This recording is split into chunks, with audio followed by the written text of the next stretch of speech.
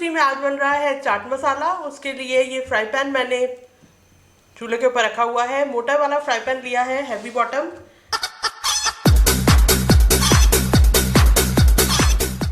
ये thick metal का बना हुआ है, इसमें ज़्यादा अच्छा बनेगा हमारा मसाला। तो उसके लिए सबसे पहले 2 खाने के चम्मच साबुत धनिया मैं पैन में डालती हूँ।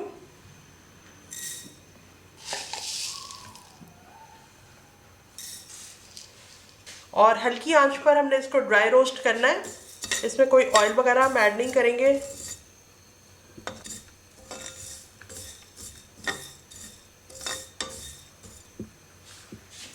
एक मिनट के बाद 2 खाने के चम्मच जीरे के इसमें ऐड कर रही हूँ।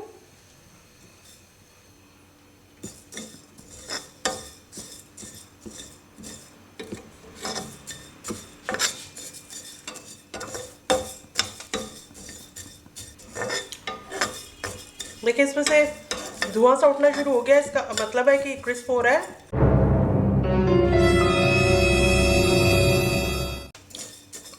और आप हाथ से भी इसको तोड़ के देखें तो ये क्रिस्प सा टूटे, इसका मतलब है कि अच्छी तरह से रोस्ट हो गया। इतना करना काफ़ी है।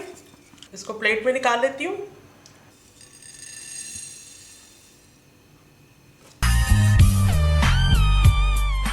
एक चाय का चम्मच कुकिंग ऑयल मैं डाल रही हूँ पैन में।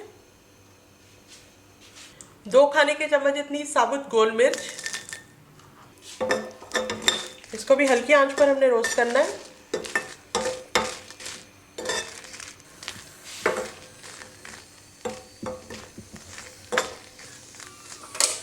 दो मिनट मैंने इसको फ्राई कर लिया है थोड़े से ऑयल के अंदर। अब इसको भी प्लेट में निकाल देती हूँ। 1 चाय का चम्मच साबुत काली मिर्च इसमें ऐड कर रही हूँ प्लेट में। 1 चाय का चम्मच अजवाइन।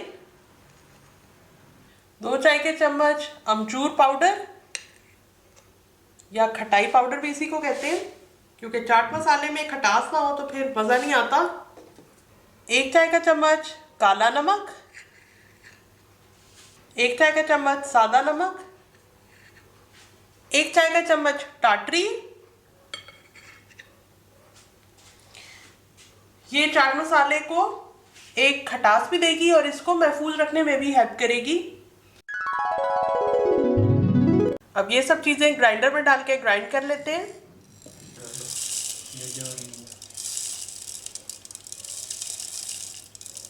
खुल जा सिम सिम।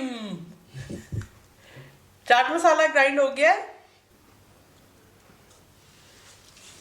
अब एक साफ कंटेनर के ऊपर चिट लगा के इसके अंदर फिल कर लेते हैं चाट मसाला।